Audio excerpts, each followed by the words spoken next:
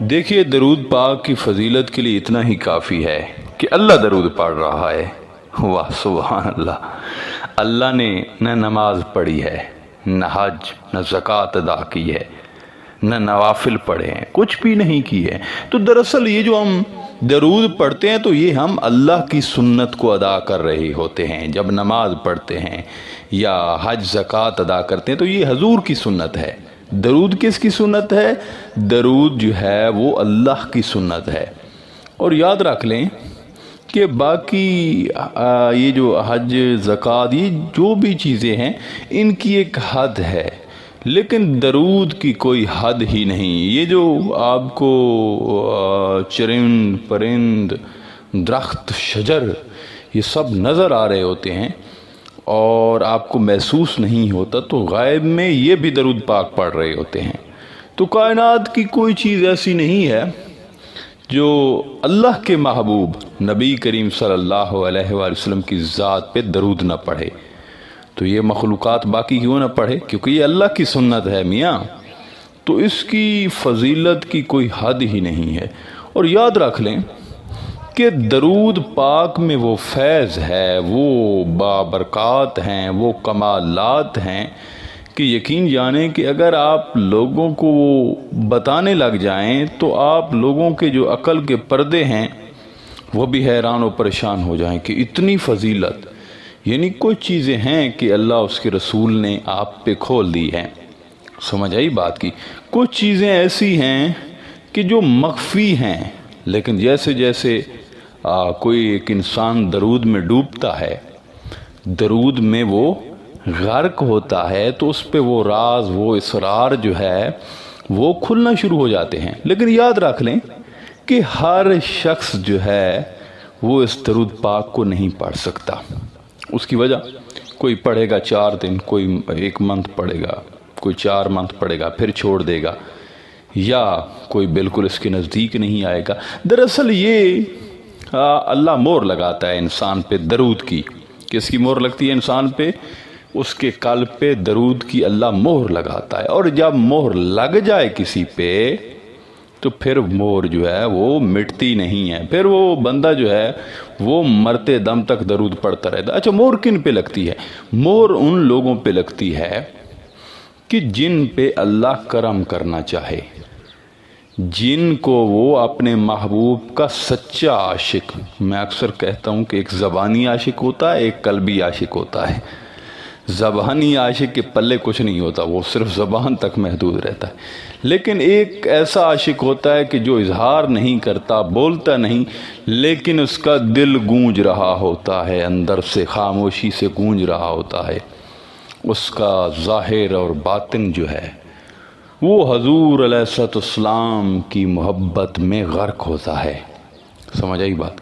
تو جس پہ اللہ کرم کرنا چاہے، جس پہ مہربانی ہونا چاہے، جس پہ جو ہے ایک دوسروں سے الگ فضل کرنا چاہے، اللہ ہے نا، اس کے فضل کا کوئی فارمولہ یا کوئی حد نہیں ہے۔ وہ کسی ایک جو ہے وہ بندہ 80 سال کفر کرتا ہے، ہو سکتا ہے مرنے سے چند دن قبل اس کو ولی بنا کے اپنے قریب کر دے۔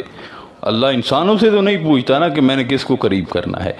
تو جس پہ خاص فضل کرنا چاہے تو اس پہ یہ خاص مہربانی کرتا ہے۔ جس طرح عموماً بارش کا موسم ہو یا بارش جب اس ذات نے عطا کرنی ہو تو پہلے ٹھنڈی ٹھنڈی ہوائیں چلا دیتا ہے۔ وہ ہوائیں اس بات کا پتہ دیتی ہیں کہ بارش ہونے والی ہے۔ تو جس پہ کرم ہونے والا ہو، جس پر فضل کرنے والا ہو، تو اس کو یہ درود ادا کر دیتا ہے۔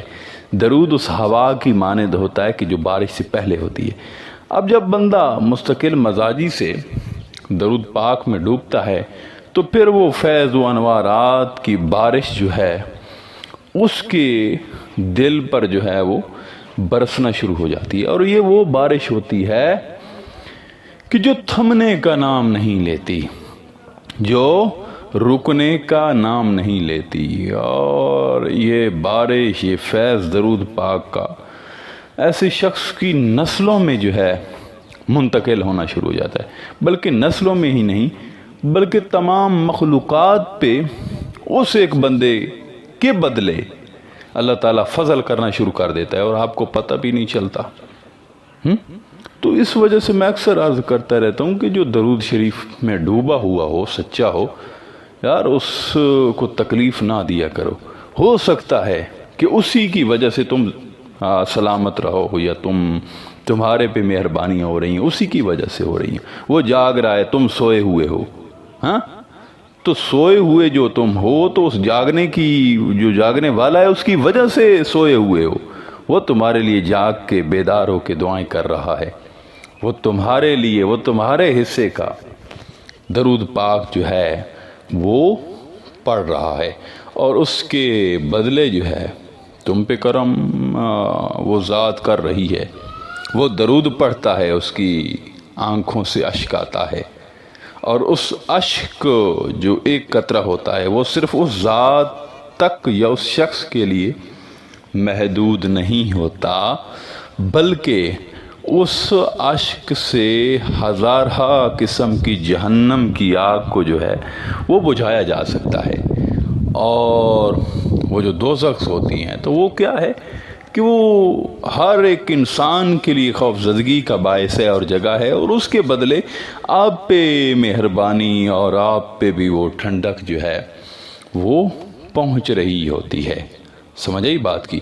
تو اس لیے درود پاک جو ہے خدا را اس کو ہلکا نہ لیا کریں، اور یہ بہت بڑی چیز ہے یار، بہت زمین و آسمان بھی اس کے آگے بے بس ہیں، طاقتور ہے۔ اور میں اکثر عرض کرتا رہتا ہوں آپ لوگوں کو کہ درود شریف اس زمین کا وظیفہ نہیں ہے، یہ عرشی وظیفہ ہے۔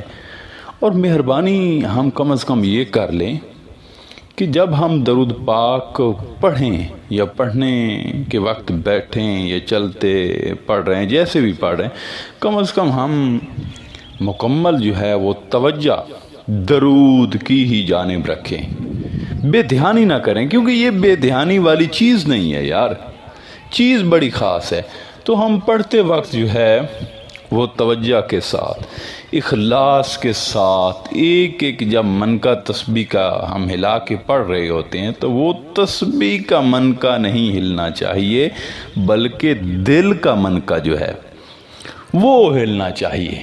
کیوں؟ جب ایسا ہوگا تو پھر جو انوارات، جو برسات برسے گی، وہ آپ جو ہے اپنی آنکھوں سے اس کو دیکھیں گے، اور وہ آپ کی باطنی جو تاریخ ہے وہ اس میں لکھی جائے گی، آپ جو ہے اس کو ہمیشہ جو ہے وہ یاد رکھیں گے۔ تو اس لیے توجہ، اخلاص اور یقین کے ساتھ آقا علیہ الصلوۃ والسلام کی رضا کے لیے، اس ذات کو خوش کرنے کے لیے آپ پڑھتے رہیے۔ یہ یار دنیا فنا ہونے والی ہے، دنیا کے کاموں کو مد نظر نہ رکھا کرے، صرف اس کی رضا کے لیے بس، کیونکہ وہ حقدار ہیں، اللہ کی سنت ہے، ہم تو یار سنت ادا کریں، تو سنت کو مد نظر رکھا کریں۔ دوسرا، کوانٹیٹی سے زیادہ کوالٹی پر فوکس کیا کریں، تھوڑا پڑھ لیں لیکن بڑے آرام سے، بڑے دھیمے لہجے سے، بڑی محبت کے ساتھ، بڑی ایک اخلاص کے ساتھ جو ہے وہ پڑھیں، انشاءاللہ تعالی کرم ہوگا۔